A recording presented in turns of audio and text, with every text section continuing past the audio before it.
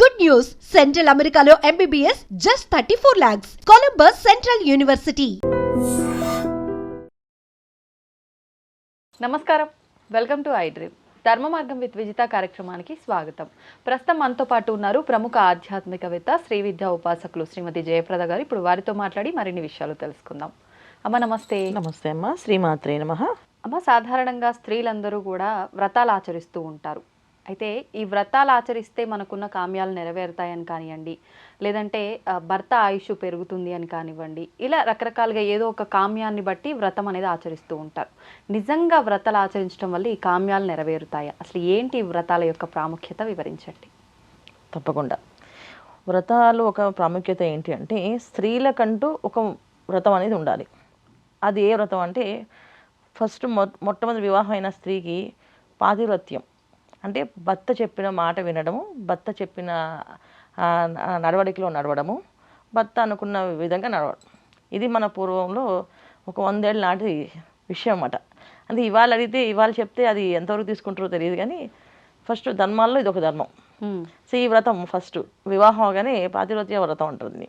అంటే భర్త మాట జవదాటకుండా భార్య ఉండడం, సో భర్తకు అనుకూలంగా చేసి పెట్టడం, ఆయనకి ఏ విధంగా అనుకూలంగా ఉంటుందో ఆ విధంగా వెళ్ళడం, ఆ విధంగా ప్రతిదీ అనుకరించి నడవడికి ఉండడం. ఇలా ఉండడం వల్ల ఉంటే ఏంటి అంటే, ఆమెకి ఎంత పుణ్యం వస్తుంది అంటే, ఈ జన్మ తీసుకుంటే, ఈ జన్మలో ఈ శరీరం తీసుకుంటే, ఈ శరీరానికి కొన్ని ధర్మాలు ఉంటాయి, ఈ ఆత్మ ఈ శరీరంలోకి వచ్చింది కనుక ఈ ఆత్మ చేసిన కొన్ని కర్మలు ఉంటాయి. సో ఎప్పుడైతే ఈ మాటలన్నీ పాటించి ఇవన్నీ చేస్తుందో, ఈ ఆత్మకున్న కర్మలు ఏవైతే ఉన్నాయో అవి తొలగిపోతాయి అండి. ఫస్ట్ అది వాడికి జరుగుతుంది. తర్వాత ఈ శరీరంతో చేసే కొన్ని ధర్మాలు ఉన్నాయి. ఏదైతే తల్లిదండ్రులని, అత్తమామల్ని, భర్తని, పూర్వం ఏంటంటే మనకి అత్తగారితో పాటు తోడికోడళ్ళు కుటుంబం అంతా కలిసి ఉండేది. ఉమ్మడి కుటుంబంలో ప్రతి ఒక్కరితో సఖ్యతతో ఉండడం వల్ల లక్ష్మి యొక్క అనుగ్రహం కలిగేది. అంటే లక్ష్మీ అమ్మవారు ఎక్కడ సఖ్యతగా ఉంటారో, ఎక్కడ శాంత స్వరూపంగా ఉంటారో, ఎక్కడ ఆనందంగా ఉంటారో అక్కడ ఆవిడ ఉంటుంది. సో అందుకని ఆవిడ ఆ విధంగా కరుణించేది అనమాట. సో ఈ వ్రతాల్లో ఇదొక వ్రతం. ఇది చేస్తూ కాలగమనంలో ఇవి కాకుండా ఇంకేమైనా చేసుకుందాం అనుకునేప్పుడు కొన్ని వ్రతాలు వచ్చాయి. అవన్నీ స్త్రీలకు సంబంధించినవి. ఎందుకంటే జపాలు, అనుష్ఠానాలు, ఏదైతే మంత్ర అనుష్ఠానం ఉన్నవి అవన్నీ కూడా మగవాళ్ళు చేసేవాళ్ళు. ఎందుకంటే ఒక్కొక్క మంత్రము చేసినప్పుడు దాంట్లో మన లోపల ఉన్న హార్మోన్స్ బ్యాలెన్స్ తప్పుతుంటాయంట ఒక్కొక్క నామాన్ని చదివినప్పుడు.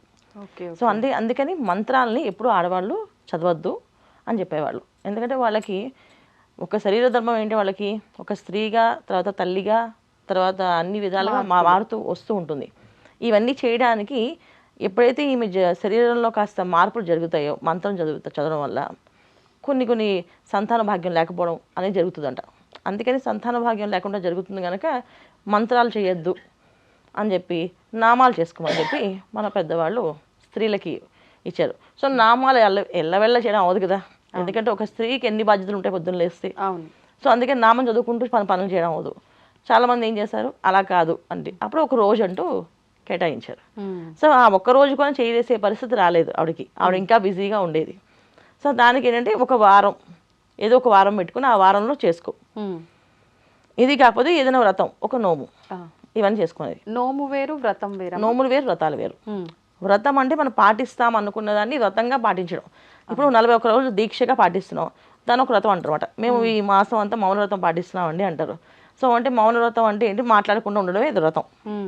సో నోము అంటే ఏంటంటే అది ఇంటి వంశపారపర్యంగా వచ్చే నోములు, అవి నోములు. సో ఒక ఇంట్లో కేదారసు నోములు అని చెప్తారు, ఒక ఇంట్లో సత్యనారాయణ వ్రతాలు ప్రతి నెల లేదా ప్రతి సంవత్సరము ఇలా చేసుకునేది తత్వం ఉంటుందండి.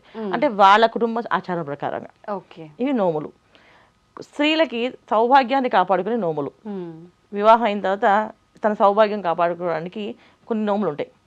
సో పువ్వు తాంబూలం, పండు తాంబూలం అని నోములు ఉంటాయి.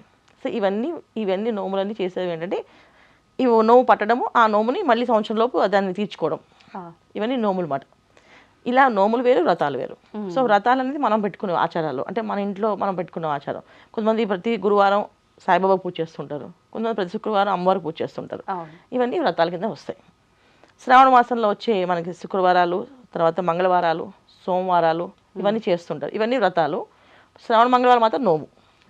సో వివాహం అయ్యాక వాళ్ళకు నోము ఉంటే వాళ్ళ నోము పడతారు అనమాట. అది శ్రావణ మంగళవారం గౌరీ నోము అంటారు.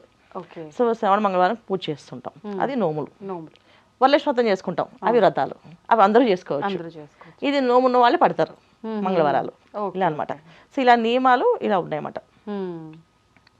మీరు అడిగిన ప్రశ్నకి నేను చెప్పుకుంటూ వస్తే, వ్రతం చేస్తే పుణ్యం వస్తుందా అంటే ఖచ్చితంగా పుణ్యం వస్తుంది. ఎలా వస్తుంది పుణ్యం అంటే, ఆ నియమం ఏది ఉందో ఆ నియమాన్ని పాటిస్తే వస్తుంది.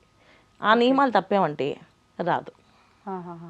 అంటే ఏది ఎలా ఆచరించాలో అది మనం అలా కరెక్ట్ అలాగే ఆచరిస్తేనే ఆచరించాలి. ఫలితం ఉంటుంది. ఇప్పుడు మామూలు చాలా మంది వైభవ లక్ష్మి పూజని చేస్తుంటారు. పొద్దున్నే 6 గంటలకల్లా అమ్మవారికి దీపం పెట్టి పూజ చేసి నైవేద్యం పెట్టి, మళ్ళీ సాయంకాలం 6 గంటలకల్లా దీపం పెట్టి పూజ చేసి నైవేద్యం పెట్టాలి. అది ఆ వ్రతం ఒక నియమం. ఓకే. సో 9 వారాలు వైభవలక్ష్మి పూజ అంటే పొద్దున్నేలా సాయంత్రం ఇలా. ఆ రోజు శుక్రవారం రోజు మొదలు ప్రారంభం చేసి మళ్ళీ 9 శుక్రవారాలు అయిన తర్వాత ఇది ఒక నియమం ఉంటుందన్నమాట. ఈ విధంగా పాటిస్తే ఖచ్చితంగా మనం అనుకున్న కోరిక తీరుతుంది. చాలామంది ఒక వారం బాగా చేసి, 2వ వారం 7ంటికి దీపం పెట్టి, 3వ వారం 8ంటికి దీపం పెడితే, 4వ వారం ఆ 7ంటికి దీపం పెడితే మారిపోతుంటారు కదా. సో వ్రతం నియమాన్ని తప్పకూడదు. వ్రత నియమాన్ని మనం పాటిస్తే ఖచ్చితంగా మనం అనుకున్నవి నెరవేరుతాయి. వ్రత నియమం పాటించకపోతే నెరవేరదు. అంటే ఎందుకంటే మామూలుగా మనం తీసుకుంటే ఈ విషయము, ఇప్పుడు మీ ఇంట్లో 2 పిల్లలు ఉన్నారు మీకు, ఒక పిల్లవాడు వచ్చి నాకు ఇది కావాలమ్మా అని అడిగాడు. సో మీరు దానికి ఒక కండిషన్ పెట్టారు, నువ్వు ఎగ్జామ్లో పాస్ అవ్వు నీకు కొనిస్తాను అని. వాడు ఎగ్జామ్లో పాస్ అవ్వలేదు, కొనిస్తావా? కొన్నిసార్లు కొనిస్తారు, కొన్నిసార్లు కొనివ్వరు. కొనివ్వం. ఎందుకంటే ఎగ్జామ్ కోసం ప్రయత్నం చేసి కొంచెం ఏదో మార్క్స్ 2-3 మార్కులు తగ్గింది కదా అని చెప్పి ఇస్తాం. అవును. కొంతమంది ఏంటంటే నువ్వు ఎగ్జామ్లో ఇన్ని మార్క్స్ వస్తేనే ఇస్తాం. అప్పుడేంటి మీరు తల్లిగా కొనిద్దామని అనుకోవచ్చు మనం, కానీ పిల్లవాడిగా వాడికి ఏమనిపించాలి, నేను తెచ్చుకోలేదు కనుక నేను అర్హత లేదు. సో మనం భగవంతుడి దగ్గర ఏదైనా కోరుకున్నప్పుడు వ్రతం పాటించి నియమం కానీ కోరిక కానీ ఉన్నప్పుడు మనకి అవి చేయనప్పుడు అర్హత మనకు ఉందా అని మనం ఆలోచించాలి. నేను చేయలేకపోయినమ్మా, నువ్వు చూసి నాకు చూడకుండా నాకు ఇచ్చేయమ్మా అంటే అది ధర్మం కాదుగా. అవును. ఇప్పుడు మీ అబ్బాయి మార్క్స్ తక్కువ వచ్చినా మీరు కొనిచ్చారు, మీ తల్లిగా పోలే వాడు ప్రయత్నం చేశాడు కనుక నేను ఇచ్చేసాను, అది మీ ధర్మం, తప్పు ఏం లేదు. కానీ నేను ప్రయత్నించాను రాకపోతే నన్ను ఏం చేయమంటావు, నువ్వు నాకు కొనివ్వు అని అడిగాడు అనుకో, అప్పుడు మీకేమనిపిస్తుంది? మూర్ఖత్వం. అది కదా. అప్పుడు భగవంతుడి దగ్గర మనకు అంతే కదా విషయం. మనం చేసే పని ఏదైతే ఉందో, ఏ చర్య ఉందో ఆ చర్య పరిపూర్ణంగా చేయాలో, చేసుకుంటూ మంచిగా నియమంగా వెళ్తే అమ్మవారు అనుగ్రహిస్తుంది.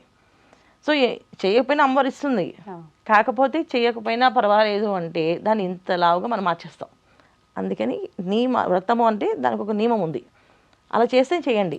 ఆవిడ అడగలే కదా, నాకు నియమం పాటించి నువ్వు వ్రతం చేస్తే నేను ఇస్తాను అనలే కదా. ఆవిడ ఇవ్వాలన్నప్పుడు మనకి ఇచ్చేస్తుంది. మనకి యోగం ఎప్పుడుందో ఆ యోగం వస్తుంది మనకి. కొంతమంది దేవుడు నమ్మినా డబ్బులు వస్తాయి, దేవుడు నమ్మపోయినా డబ్బులు వస్తాయి వాళ్ళకి. అంటే ఏంటి, ఇక్కడ వాళ్ళు ఏదో కాలంలో ధర్మానికి సంబంధించిన ఏవో పనులు వాళ్ళు చేస్తున్నారు. ఇక్కడ భగవంతుడు పూజ చేయట్లేదు, వాళ్ళు ఏదో మానవ సేవ చేస్తున్నారు. ఆ సేవకు భగవంతుడు ఇస్తాడు. అంతేగాని నువ్వు నన్ను నమ్మలేదు కానీ నేను నీకు ఇవ్వను అని అడగదు అంతవిడ. ఖచ్చితంగా చేసిన సేవకి ప్రతిఫలం ఉంటుంది, మనం చేసే ప్రతి పనిలో ఉంటుంది. కానీ మనం ఏదైనా పర్టికులర్గా ఇది చేస్తాము అన్నాయి, అది ఖచ్చితంగా చేయాలి.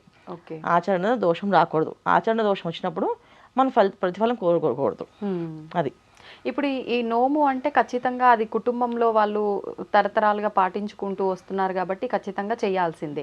ఇప్పుడు ఈ వ్రతాల విషయానికి వస్తే అమ్మ, ఒకసారి ఇప్పుడు వరలక్ష్మి వ్రతం, మంగళగౌరి వ్రతం ఇవి ఉన్నాయి, ఇది నోము అన్నారు, ఇది వ్రతం అన్నారు.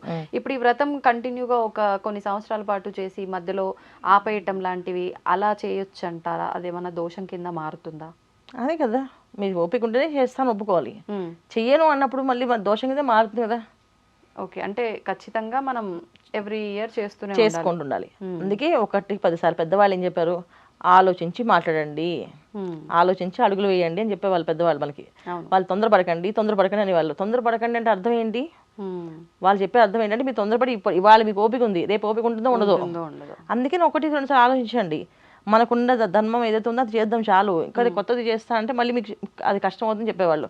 మనం ఏంటి, లేదు మాకు ఓపిక ఉంది, మాకు ఇష్టం ఉంది, చేస్తున్నప్పుడు పాటించాలి. అది ఇప్పుడు మనం ఇంటికి పిలిచి కాళ్ళు కడిగి కానీ వాళ్ళని మంచిగా నెత్తిమి పెట్టుకుని చూస్తాను చెప్తే పిలిచి మంచిగా భోజనం పెట్టి 2 రోజులు చూడడం మానేసాం అనుకోండి, వాళ్ళు ఎలా అనుకుంటారు? భగవంతుడా కాదు, మనుషులే మనం తీసుకుందాం. ఓ మనిషి ఇంటికి రండి సార్, మీరు రండి, మా ఇంట్లో ఉండండి చెప్పాం, గతిలేకొచ్చినట్టు అన్నట్టుగా ఫీల్ అయిపోతారు. వాళ్ళు ఏంటి ఇంత బలవంతం చేస్తారు, ఇంత ప్రేమ చూపిస్తారు అని చెప్పి వచ్చేసారు మన దగ్గరికి. 2 రోజులు పెట్టాం మంచిగా, 3 రోజు నుంచి ఎప్పుడు వెళ్ళిపోతారు అన్నట్టుగా మనం పెట్టలేదు అనుకోండి, అప్పుడు ఏమనిపిస్తుంది? అలా భగవంతుడి విషయంలో కూడా అంతే. వ్రతము, నోము, ఆచారం అంటే ఇలాగే ఉంటుందన్న. కొన్ని పనులు మనం నచ్చకపోయినా ఆ పద్ధతులు ఇలాగే ఉంటాయి, పాటించాలి. కానీ మనం అనుకూలంగా ఉండాలని చెప్పి పర్లేదండి ఇవాళ మీరు చేయండి, రేపు ఓపి లేకపోతే ఏది ఇచ్చినా పర్లేదు, ఏ పెట్టినా పర్లేదు అని చెప్తారు. అలా చేయకూడదు, అసలు అలా చేయదు.